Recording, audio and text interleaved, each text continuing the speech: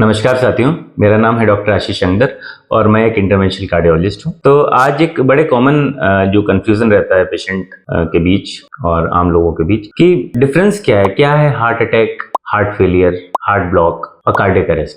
लोग बड़े कंफ्यूज से रहते हैं इन सारे टर्मिनोलॉजीज में। तो सबसे पहले बात करते हैं हार्ट अटैक के बारे में।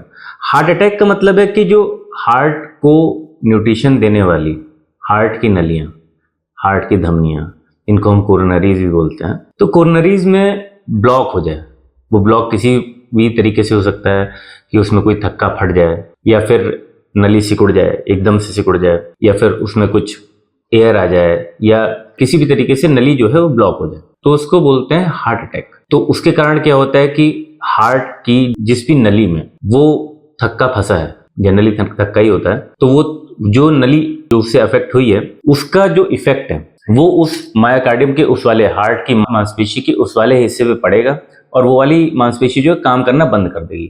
उसके कारण क्या होता है, सडन पेशेंट को छाती में भारीपन सा लगना, सांस फूलना, पसीना आना, ये हार्ट का जो भारीपन टाइप का जो दर्द होता है।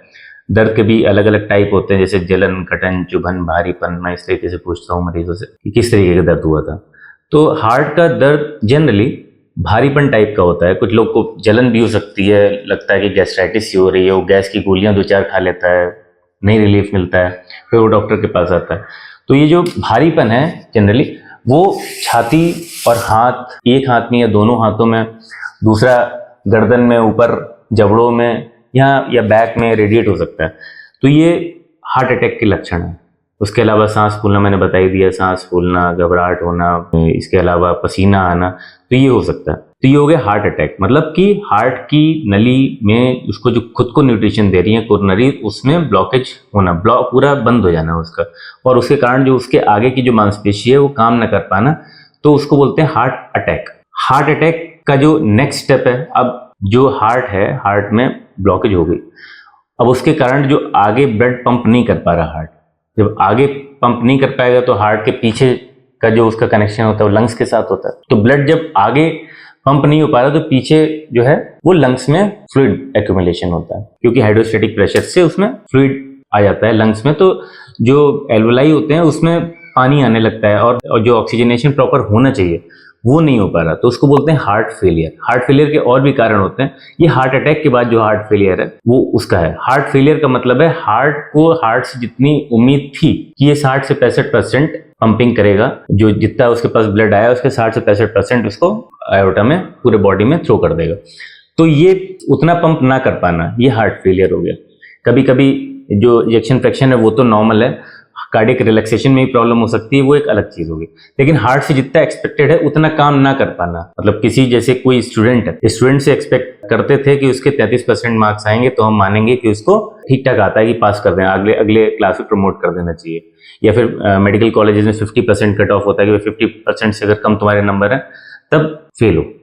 तो वैसे ही जो हार्ट से जो एक्सपेक्टेड है कि जितना उसको काम करना चाहिए वो उतना काम, जितना उस पर एक्सपेक्टेशन से जितना अगर कम कर पाता है उसको बोलते हैं हार्ट फेलियर। अच्छा, तो हार्ट अटैक हो गया, हार्ट फेलियर हो गया।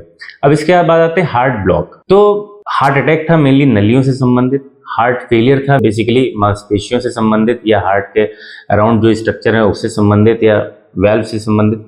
हार्ट ब्लॉक है कंडक्शन सिस्टम से संबंधित। जैसे कि बिजली के तार होते हैं जो इलेक्ट्रिसिटी पहुंचाते हैं, वैसे ही हार्ट में भी डिफरेंट तार होते हैं।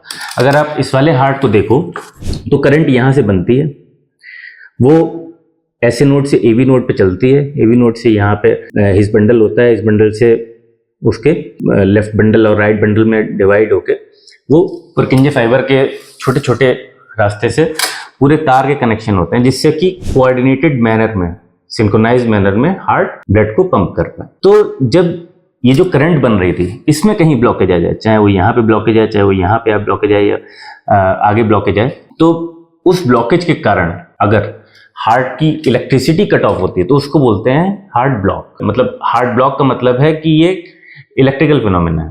हार्ट फेलियर का मतलब है कि हार्ट से जितना एक्सपेक्टेड था उतना ब्लड पंप नहीं कर पा रहा। हार्ट अटैक का मतलब है कि जो उसकी जो नलियां थी, उसको न्यूट्रिशन करने वाली कोरोनरीज थी, उसमें प्रॉब्लम आ गई। कार्डियक अरेस्ट, कार्डियक मतलब हार्ट, अरेस्ट मतलब रुक गया। तो इन किसी भी कारण से बॉडी में होने वाली किसी भी कारण से अगर हार्ट रुक गया, एकदम हार्ट स्टॉप हो गया, काम करना बंद कर दिया, तो उसको बोलते हैं कार्डियक अरेस्ट। फिर वो कार्डियक अरेस्ट जब होता है उसके बाद ये होता है कि सीपीआर अब करना है, कि जो जितनी भी सीपीआर वाली ये चीजें हैं ये कार्डियक अरेस्ट के बाद होती हैं। जो हार्ट अटैक है उसके कारण भी कार्डियक अरेस्ट हो सकता है, एरिथमिया के कारण जो एबनॉर्मल रिदम होती है उसके कारण भी कार्डियक अरेस्ट हो सकता है, मेटाबॉलिक कोई एबनॉर्मेलिटी होती है उसके कारण भी कार्डियक अरेस्ट होता है, जैसे हाइपोकैलेमिया, हाइपरकैलेमिया वगैरह, पोटेशियम बढ़ जाना, कम हो जाना, तमाम तरीके होते हैं जिसके कारण हार्ट अरेस्ट हो सकता है। मतलब बिल्कुल रुक गया, हार्ट बंद हो गया, अब नहीं, चल ही नहीं रहा। हार्ट ब्लॉक में क्या था, चल रहा था लेकिन जो उसकी रेट थी, नॉर्मल रेट थी, वो कम हो गई। जिस तेजी से उसे धड़कना चाहिए था और जिस क्रम में धड़कना चाहिए था वो खराब हो गई, वो हो गया हार्ट ब्लॉक, मतलब electrical phenomena. Heart cardiac arrest में बिल्कुल रुक गया, हार्ट फेलियर में जितना एक्सपेक्टेशन से कम वो ब्लड को पंप कर पाया, और हार्ट अटैक जिसमें कि नली बंद हो गई, उसकी कोरोनरी बंद हो गई। मैं ये एक्सपेक्ट करता हूँ कि जो डिफरेंस है, बेसिक डिफरेंस, वो आपको समझ में आया होगा। धन्यवाद।